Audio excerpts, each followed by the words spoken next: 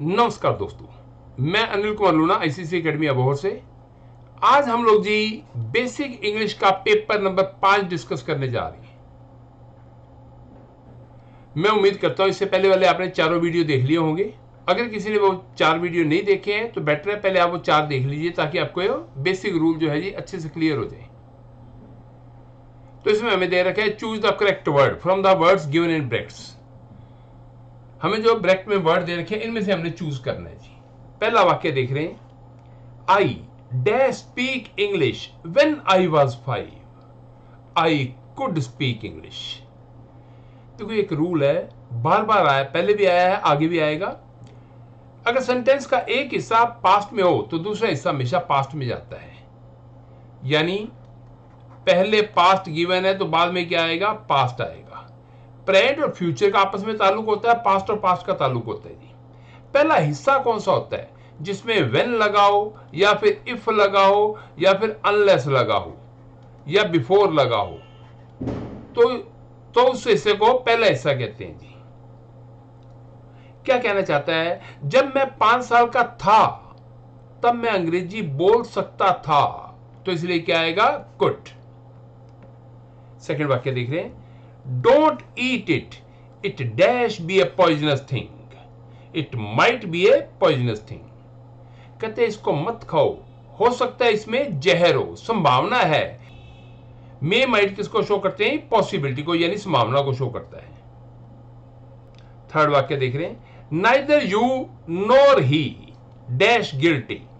आपने एक रूल पढ़ा था ये, नाइदर नोर, आइदर और, नॉट ओनली बट आल्सो। इसमें आपको बताया था दो दो वर्ड हैं तो दूसरे वाला जो सब्जेक्ट है वो देखना होता है हमने। नाइदर यू नोर ही, दूसरा सब्जेक्ट क्या आ गया, ही के अकॉर्डिंगली क्या आएगा, इज। चौथा वाक्य देख रहे हैं, each boy and girl dash rewarded. पहला रूल आपको याद हो जी, everybody, everyone, every boy, every girl, each boy, each girl वगैरह सारे हमेशा एक वचन में आते हैं। तो यहां पे हमें ईच गिवन है, एक वचन में आएगा तो वाज आएगा।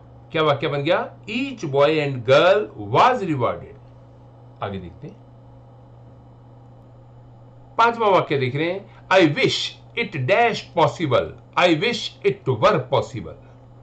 आपने एक रूल पढ़ा था जी, would that, O that, I wish, as if, as though, इनके साथ हमेशा क्या लगता है जी, वर आता है। तो वाक्य क्या बन गया, I wish it were possible. Sixth वाक्य देख रहे हैं, a band of musicians dash been engaged, has been engaged. आपको बताया था, a band, a group, a regiment, ये जो भी वर्ड आ वाले होते हैं इनके साथ क्या आते हैं, एक वचन। तो एक वचन में हैज आता है। क्या वाक्य बनेगा, a band of musicians has been engaged. सातवां वाक्य देख रहे हैं, she dash not disobey me, she dare not. आपने दो वर्ड पढ़े थे, डेयर, नीड। जब भी ये नेगेटिव सेंस में आते हैं या इंटेरोगेटिव सेंस में आते हैं तो इनके साथ ना तो ऐसे लगता है ना ही टू प्रेपोजिशन लगती है जी। तो इसलिए यहां पे क्या प्रयोग होगा, ये नेगेटिव सेंस दिया हुआ है तो डेयर आएगा। आठवां वाक्य देखिए, dash you mind my bringing a friend along too. यहां पे हमें वर्ड दे रखे है जी, माइंड। आपने 3 वर्ड पढ़े थे, माइंड, लाइक, रादर। इनमें हमेशा वुड का प्रयोग होता है इनसे पहले। तो यहां पे क्या आएगा, would you mind my bringing a friend along too, मतलब यदि मैं एक फ्रेंड साथ में ले आऊं तो आप माइंड तो नहीं करोगे। आगे देखते हैं,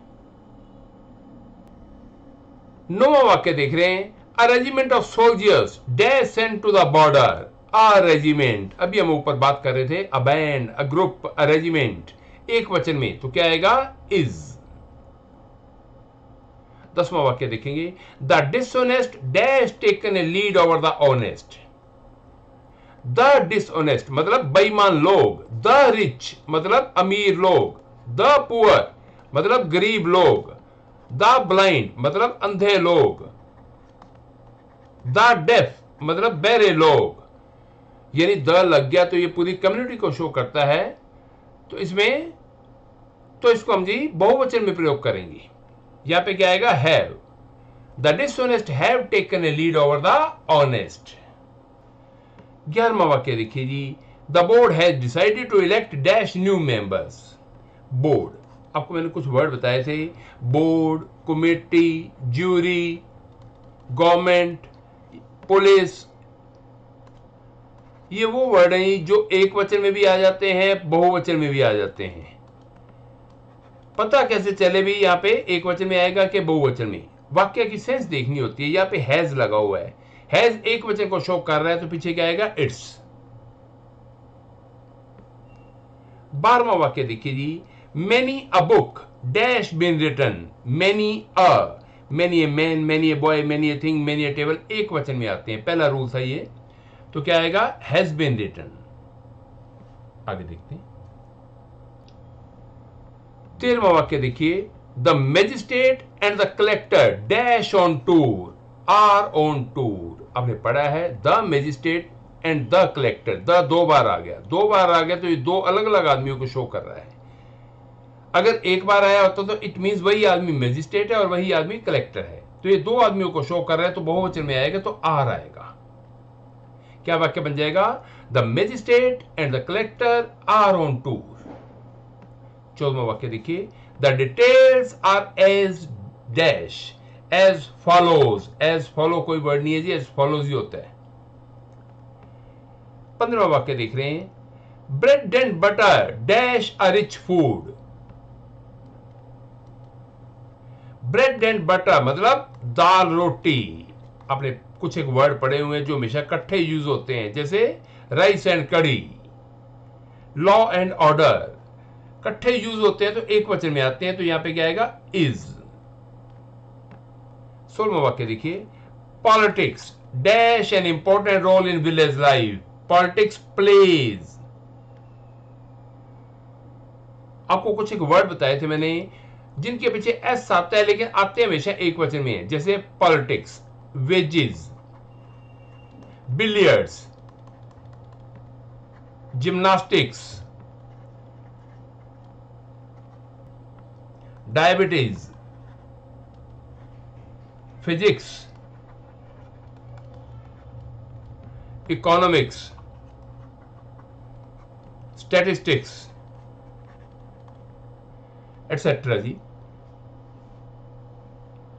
मतलब ये कुछ एक वर्ड्स हैं जिनके पीछे एस आता है लेकिन आते हमेशा एक वचन में है, तो पॉलिटिक्स के साथ क्या आएगा? प्लेज।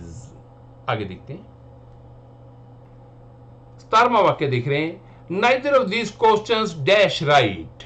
नाइदर एक वचन में आता है तो क्या आएगा? Is right. आपने पहला रूल पढ़ा था ये, either, neither, everybody, everyone, each boy, each girl, many man, many a man, many a boy, many a girl वगैरह जी, ये सारे सिंगुलर में यूज होते हैं। 18वां वाक्य देख रहे हैं, he as well as I dash guilty. हमने पढ़ा जी एज वेल एज वाले वाक्य में पहला सब्जेक्ट देखते हैं। आपने ये वर्ड पढ़े थे with, along with, together with, as well as, besides, in addition to. इनमें हमेशा पहले वाला सब्जेक्ट देखा जाता है। इसमें पहले क्या लगा हुआ है? ही के साथ क्या आता है? इज। तो क्या वाक्य बन गया? He as well as I is guilty. Guilty होना क्या होता है? दोषी होना। 19वां वाक्य देख रहे हैं, a taxi along with two passengers dash traceless. Same ऊपर वाला रूल है जी, इसमें क्या आ गया? अलोंग विद, ये ऊपर यहीं पे मेंशन किया मैंने जी।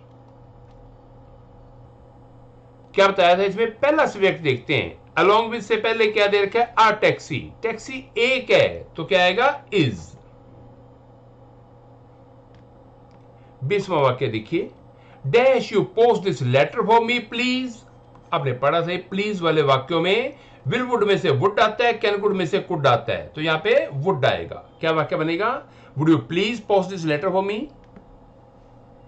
आगे देखते हैं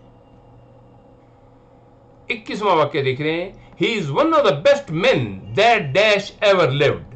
वेरी वेरी इंपॉर्टेंट सेंटेंस जी, ये अनगिनत फॉर्म में आता है, तो इस वाक्य को ध्यान से समझने की कोशिश करेंगे। इसमें जी 3-4 रूल इकट्ठे कवर होते हैं, ध्यान से समझिए। पहला रूल क्या है, वन ऑफ द वर्ड हमेशा बहुवचन में आता है। तो यहाँ पे वन ऑफ द दे रखा है, तो आगे देखिए बेस्ट मैन, तो यहाँ पे मैन लगा हुआ है, इट मीन बहुवचन में आ गया। दूसरा रूल, थर्ड डिग्री से पहले हमेशा द लगता है, तो यहाँ पे देखिए बेस्ट से पहले द लगा हुआ है, ये भी ठीक है जी। तीसरा रूल जी, तीसरा रूल जी, थर्ड डिग्री के बाद हमेशा दैट का प्रयोग होता है, हु विच नहीं आता, तो यहाँ पे देखिए बेस्ट के बाद दैट लगा हुआ है, ये भी ठीक है। चौथा रूल, हु विच दैट, इससे तुरंत पहले वाला वर्ड देखिए, इसके अकॉर्डिंगली बाद वाला हेल्पिंग वर्ब आता है। तो यहां पे हम देख रहे हैं दैट से तुरंत पहले क्या है, मेन, बहुवचन में आ गया। तो बहुवचन में आ गया तो क्या आएगा, हैव। क्या वाक्य बन गया, he is one of the best man that have ever lived. 22वां वाक्य देख रहे हैं, it is I who dash your best friend. अभी मैंने ऊपर बताया जी, हु विच दैट, उससे तुरंत पहले वाला वर्ड देखते हैं। ऊपर वाले वाक्य में हमने दैट से तुरंत पहले वाला वर्ड देखा था, उसके अकॉर्डिंगली हेल्पिंग वर्ब आया था। तो यहाँ पे हु से तुरंत पहले क्या गिवन है, आई। आई के अकॉर्डिंगली यहाँ पे हेल्पिंग वर्ब आएगा, क्या आएगा, एम। क्या वाक्य बनेगा, it is I who am your best friend. 23वां वाक्य देखिए, either of these methods dash successful. Either एक वचन में आता है, तो इसमें क्या आएगा, इज। पहला रूल जो आपने पढ़ा है, आइदर, नाइदर, ईच, एवरीबॉडी वगैरह एक वचन में आते हैं।